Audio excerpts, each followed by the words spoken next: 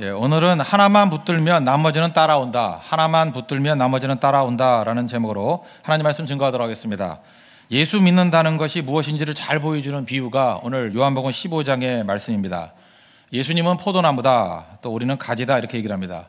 그 나무에 잘 붙어 있는 가지가 되기만 하면 열매를 풍성히 거둘 수 있다. 아주 쉽게 얘기를 합니다. 그래서 믿는다는 것은 뭐냐? 예수님께 붙어 있는다, 그런 뜻입니다. 그러니까 철저히 예수님께 붙어 있고, 그 말은 예수님 바라보고 예수님 떠나지 않고 언제나 위기 상황이 올 때마다 예수님의 이름을 부르고 또 예수님과의 관계에 온갖 힘을 다 기울인다, 그런 뜻입니다. 다시 말해서 예수님 한 분만 만나면 모든 것은 다 풀리게 된다. 그래서 신앙생활이라는 것은 어려운 게 아니라는 것입니다. 예수님께 붙어 있는 것, 그게 신앙생활의 본질이라는 것입니다. 그 예수님께 붙어 있기만 하면 어떤 일이 벌어지느냐? 세 가지 효과가 나오는데, 첫 번째는 농부 대신 하나님을 만난다. 하나님을 설명하기를 농부로 묘사해요. 농부 대신 하나님을 만난다. 그리고 두 번째는 복인데, 하늘의 복과 땅의 모든 복을 만날 수 있다. 우리가 복으로 산다 그랬죠. 구약은 복이라 그랬고 신약은 은혜라 그랬는데, 은혜와 복을 만나는 길, 하늘의 복과 땅의 복을 만나는 길은 예수님께 붙어 있는 것이다. 그리고 세 번째, 미래가 중요한데 미래와의 만남이 이루어지게 된다는 것입니다. 그래서 예수님께 붙어 있기만 하면 농부 대신 하나님 만나고 하늘과 땅의 모든 축복을 만나고 그 다음에 미래의 승리를 만날 수 있다는 것입니다. 그래서 한 가지만 붙들면 된다는 거예요. 예수님께 붙어있는 인생이 되라는 것입니다. 차례대로 살피겠습니다. 첫 번째, 예수님께 붙어있으면 농부 대신 하나님을 만난다는 것입니다. 요한복음 15장 1절을 보십시오. 나는 참 포도나무여 내 아버지는 농부라, 이렇게 표현하고 있습니다. 한번 상상을 해보십시오. 이 가지가 있는데 나무로부터 떨어진 가지와 나무에 붙어있는 가지 한번 상상을 해보세요. 나무로부터 떨어져 있는 가지, 나무가 있는데 가지가 떨어져 있습니다. 그럼 누구를 만납니까? 나무꾼을 만납니다. 나무꾼은 누구죠? 가지를 도우려는 존재가 아닙니다. 나무꾼은 땔감을 구하려는 사람입니다. 그러니까 나무 가지에게 있어서는 위협적인 존재라는 것입니다. 그거 가져다가 어디다 집어넣어요? 불 속에다가 집어넣으려는 존재, 나무꾼이라는 것입니다. 그래서 가지인데 우리가 나무로부터 떨어지면 곧장 땔감이 된다는 것입니다. 나무꾼 만난다는 거예요. 위기죠.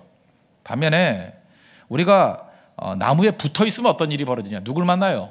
농부를 만납니다. 농부는 누굽니까? 가지를 자식처럼 여기는 사랑의 존재, 또 가지가 자라도록 도울 수 있는 능력의 존재라는 것입니다. 모든 능력을 아낌없이 베풀어 준다는 거예요. 그래서 우리가 만나는 것은 선택하는 게 아니라는 것입니다. 딱 하나예요. 포도나무에 가지가 붙어 있기만 하면 우리를 도와주고 능력 가운데 사랑으로 이끌어갈 농부를 만나는데, 떨어지게 되면 곧장 땔감으로 쓰려는 나무꾼을 만난다. 그러므로 중요한 게 뭐예요? 만남을 놓고 기도할 게 아니라 붙어 있는 게 중요하다는 것입니다. 포도나무에 붙어 있으면 우리 하나님, 농부 대신 하나님 만나는데, 우리 하나님 어떤 하나님이십니까? 공가고의 하나님, 공급하시고 가르치시고 고쳐주시는 하나님, 모든 좋은 것들을 다 공급해 주시잖아요. 온갖 좋은 것들을 주시는 하나님 아니에요? 그러니까 필요의 존재잖아요. 공급해 주시는 하나님을 만날 때 우리가 모든 일에 승리할 수 있다는 것입니다. 그러니까 농부를 만나야 돼요. 농부 대신 하나님을. 뭐 예를 든다 그러면, 뭐 축구라 그러면 호나우드가 우리 팀에 하나만 있다 그러면 뭐 다 이긴 거죠.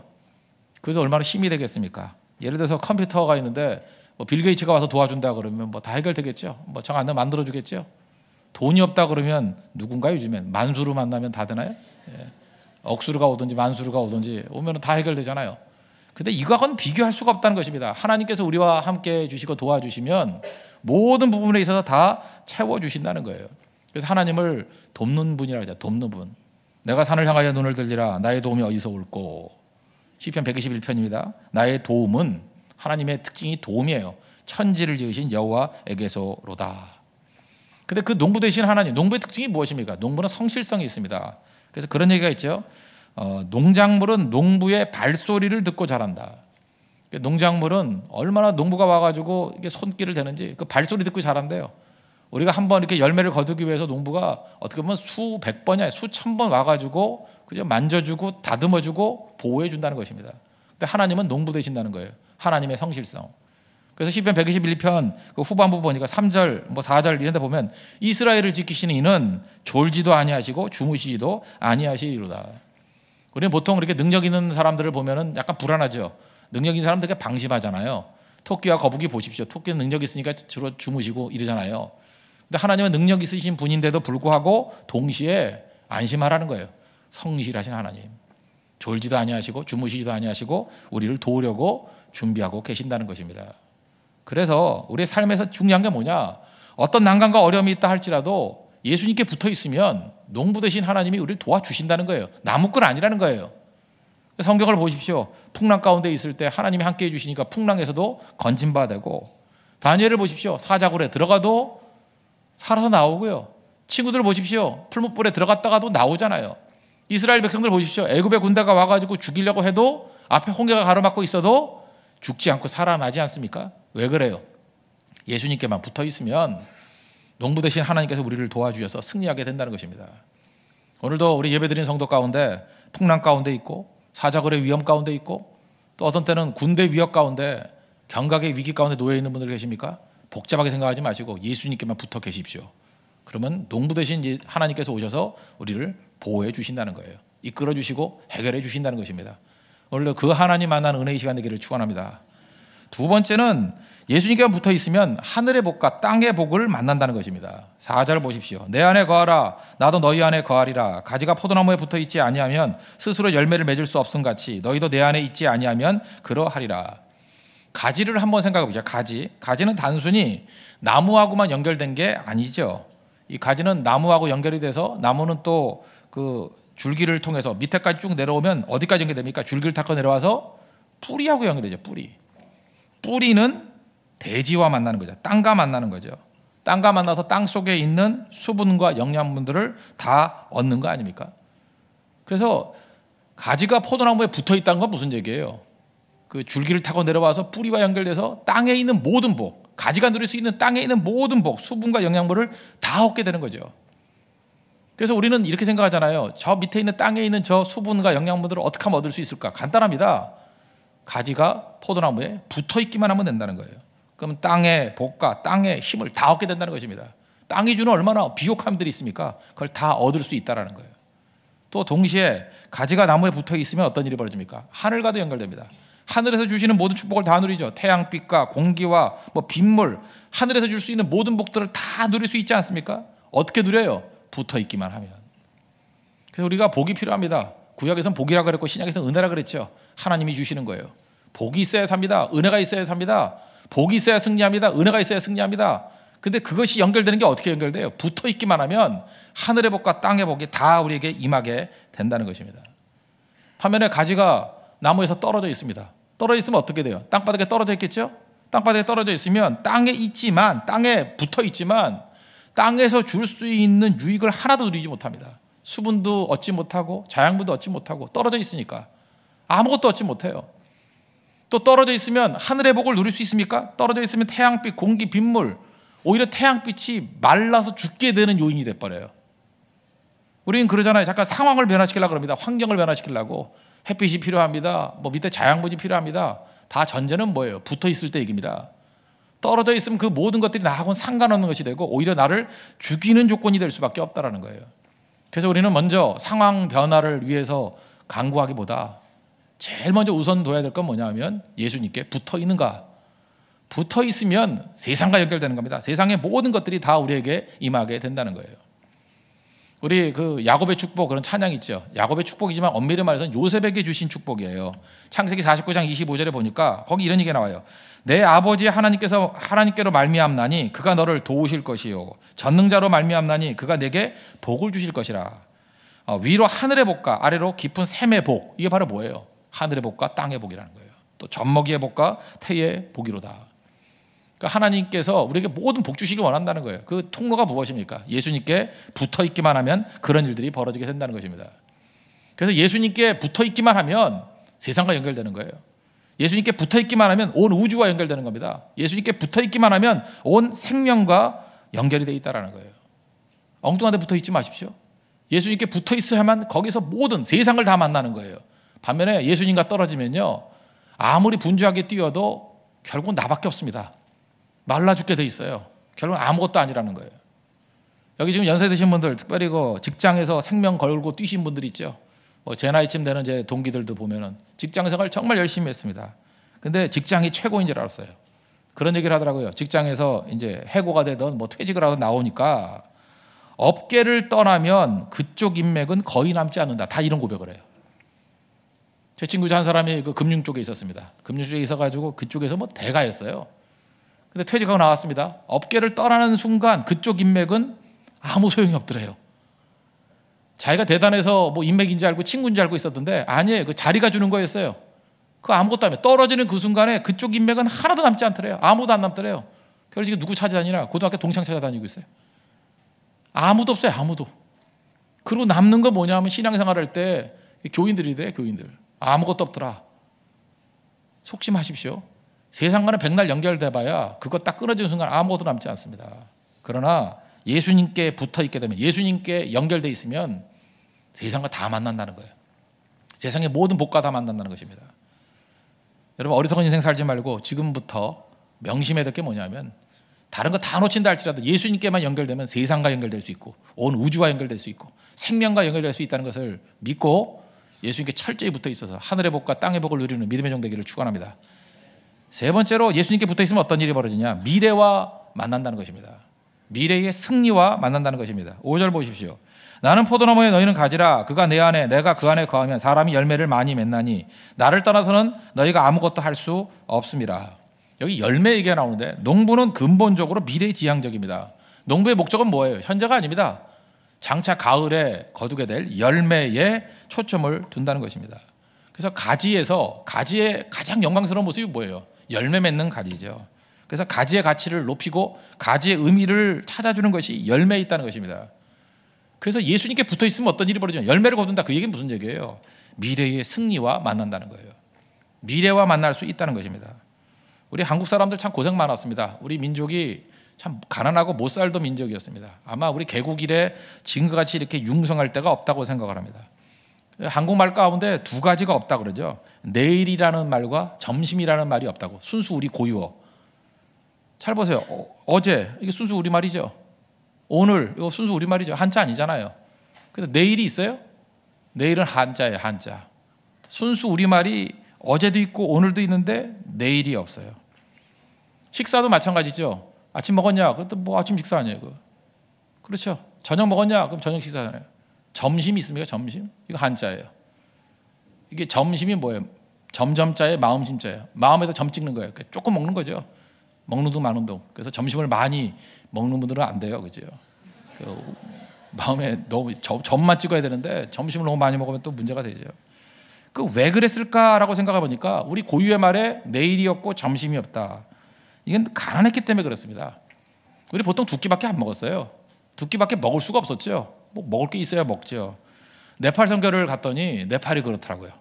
네팔에서 우리가 그 선교를 할 때 이렇게 먹을 거 사가고 하거든요. 근데 우리하고 패턴이 다른 거예요. 점심시간이 점심이 아니에요. 네팔 사람들은 어저께 다시 한번 확인해 봤습니다. 하루에 두 끼를 먹습니다. 언제 먹느냐? 오전 10시에 먹고 밤 10시에 먹어요. 그래서 왜 그러냐 그랬더니 오전 10시쯤 먹어야 딱 중간쯤 돼서 좋고, 그 다음에 밤 10시에 먹는 이유가 뭐냐면 배고프면 잠이 안 온대요. 그래서 먹고는 절대 움직이지 말고 그냥 자버린대요.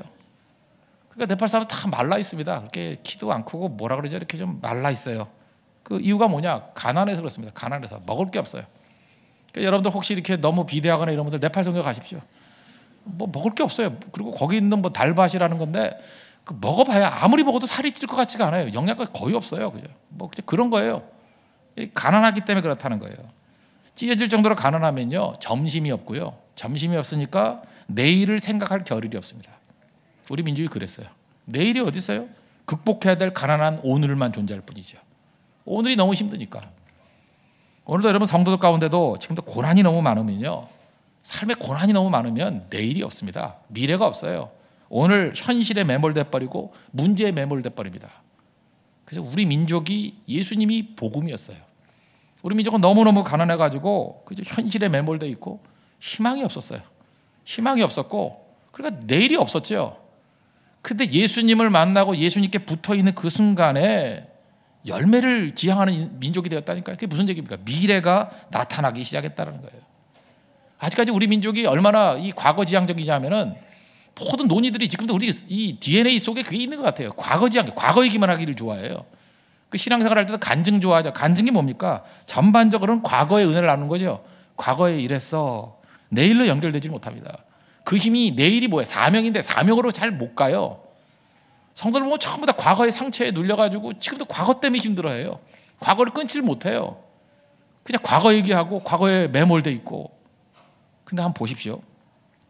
예수님께 붙어 있으면 성령께서 우리에게 주시는 건 뭐냐면 과거의 힘, 현재의 힘을 미래로 다 연결시켜버려요.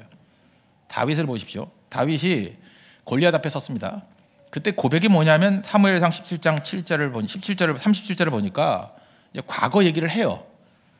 과거에 하나님께서 나를 사자의 발톱과 곰의 발톱에서 건져내셨은즉, 시제가 과거입니다. 사자의 발톱, 곰의 발톱에서 나를 건져내셨다. 과거예요. 근데 그 힘이 어디로 연결돼요?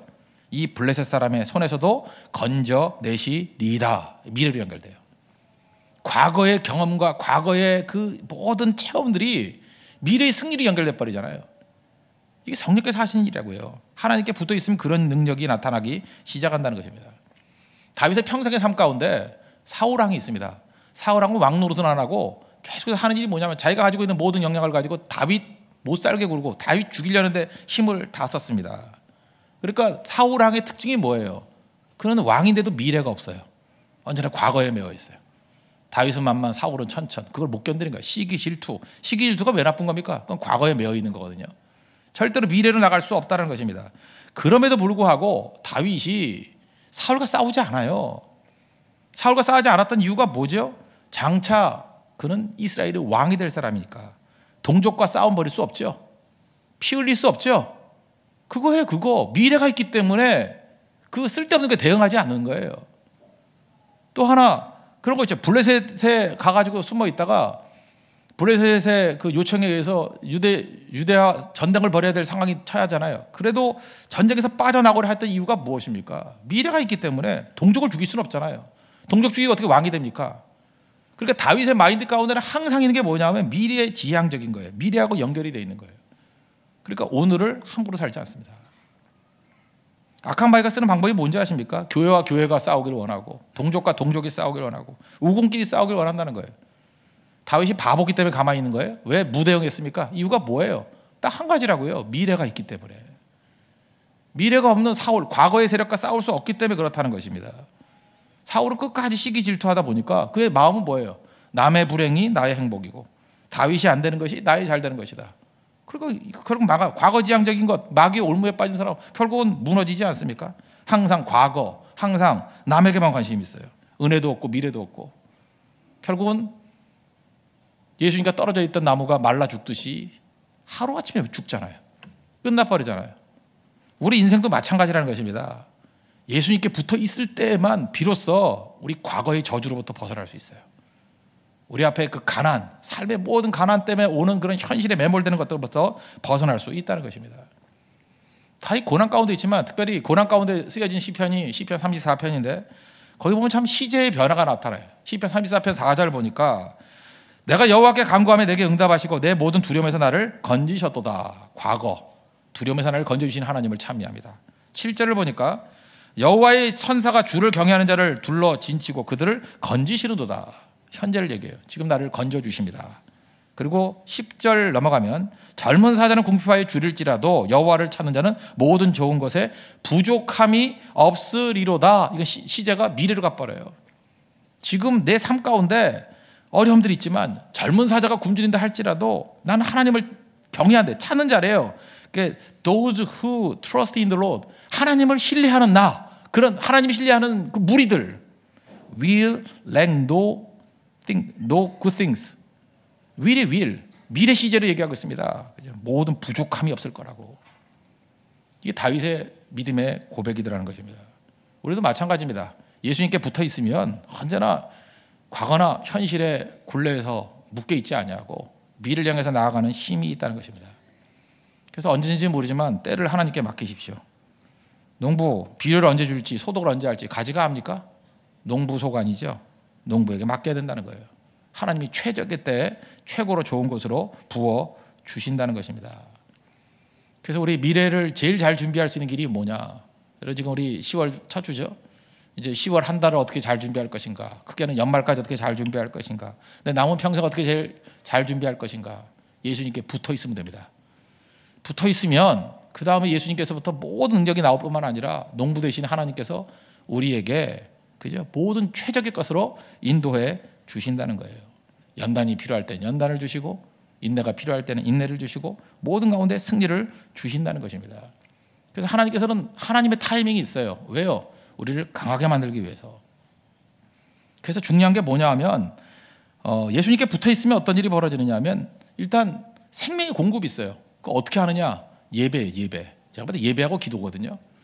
무엇이 진짜인지 가짜인지 가짜 쇼를 할 수 있는 것들이 있는데 뭐 굳이 하는 것도 쇼로 굳이 할 수 있고요. 뭐 세미나도 쇼로 할 수 있고 영성 없이 다 할 수 있어요. 근데 영성 없이 할 수 없는 두 가지가 있는 예배입니다. 예배를 딱 가보면 하나님의 임재가 있는 예배와 없는 예배는 차이가 있어요. 성령의 임재가 있으면 그죠? 우리 마음을 뒤집어 놓습니다. 내 마음을 녹입니다. 주님의 터치가 있습니다. 믿지 않는 자들이 믿게 되고요. 또 병든 자들이 일어서는 회복의 능력이 있습니다. 또 하나 기도입니다. 가짜들은 기도 오래 못해요. 근데 기도를 1시간 할 수 있고 2시간 할 수 있고 차라리 기도까지 할 수 있다라는 건 뭐냐? 그건 성령의 임재입니다. 기도의 능력을 부어주시기 때문에 가능한 일이라는 거예요. 그래서 그 영적인 일을 통해 가지고 이게 진짜인지 아닌지를 깨우치고 나아가는 종들이 돼야 된다는 것입니다. 어떻게 돼야 돼요? 예수님께 붙어 있으면 이런 모든 능력과 은혜가 우리 가운데 임하게 된다는 것입니다. 19세기 일본의 대표적인 화가가 있습니다. 후쿠사이라고. 후쿠사이. 그 친구가 와가지고 그림을 워낙 잘 그리니까 수탉 그림을 하나 그려달라 그랬어요. 수탉 그림을 그려달라. 근데 이 후쿠사이가 그림은 잘 그리는 사람이지만 수탉을 그려본 적이 없는 거예요. 그래서 일주일 있다 와라. 일주일 있다 갔습니다. 갔더니 또 2주 있다 와라. 또 2주 있다 갔더니 또 이런 식으로 계속 거절하는 거예요. 2달 있다 와라. 석 달 있다 와라. 이런 식으로 계속 미루는 것이 여러 차례 반복이 되다가 3년까지 미뤘답니다. 3년까지. 그때 이 친구가 이제 화가 난 거예요. 아니 무슨 놈의 그 유세를 이렇게 떠느냐? 그냥 그려주면 되지. 그죠? 그래서 화를 벌어대더라는 거예요. 아니 수탉 그림 하나 그려주는데 네가 아무리 훌륭한 화가지만 이게 너무 이게 거절해도 너무 많이 거절하는 거 아니냐? 밀어도 너무 오래 미루는 거 아니냐? 화를 버럭내니까 그때 가서야 마지못해 가지고 후쿠사이가 종이와 물감을 가지고 와서 수탉 그림을 그리더라는 거예요. 그리는데 그 그림이 딱 나오는 순간에 친구가 그걸 보고 화들짝 놀랐답니다. 왜냐? 수탉이 살아있는 것 같아가지고 자기를 쫄까봐, 회를 칠까봐. 그죠? 너무 그냥 생생하게 그림을 그려가지고 기가 막히게 잘 그린 거죠. 생동감 있게 그림을 그렸다는 거예요. 근데 그 그림을 보는 순간에 화가 또 한 번 더 나더라는 거예요. 원래 화가 은사인 사람은 계속 화를 내는 거예요. 이래도 화를 내고 저래도 화를 내고. 그 그림을 보고 화를 한 번 더 내더라는 거예요. 왜 화가 냈냐면 이렇게 순식간에 그릴 수 있는 것 같고 왜 3년이나 끄냐고. 그랬더니 후쿠사이가 비로소 자기 화실을 보여주더라는 거예요. 화실의 문을 열어보니까 사방에 3년 동안에 후쿠사이가 밤낮으로 그리다가 실패했던 수탉 그림 습작들이 쌓여있더라는 거예요. 그 안에. 후쿠사이는 뭘 했던 겁니까? 계속해서 수탉 그림만 그렸던 거예요. 마음에 안 들고 또 연단하고 엄청난 훈련과 연단의 시간이 있었죠. 그리고 한마디 했다는 거예요. 예술은 변명을 요하지 않는다. 말로 하는 거 아니에요. 실력이죠. 신앙도 마찬가지입니다. 생명과 신앙은 변명을 요하지 않는다. 변명으로 되는 게 아닙니다. 실력이에요. 생명이에요. 예수님께 붙어 있으면 구구한 말할 필요 없습니다. 그 안에서 생명의 능력이 나타난다는 것입니다. 예배의 능력이 나타나고 기도의 능력이 나타나고 영혼들이 살아나는 능력이 나타나고.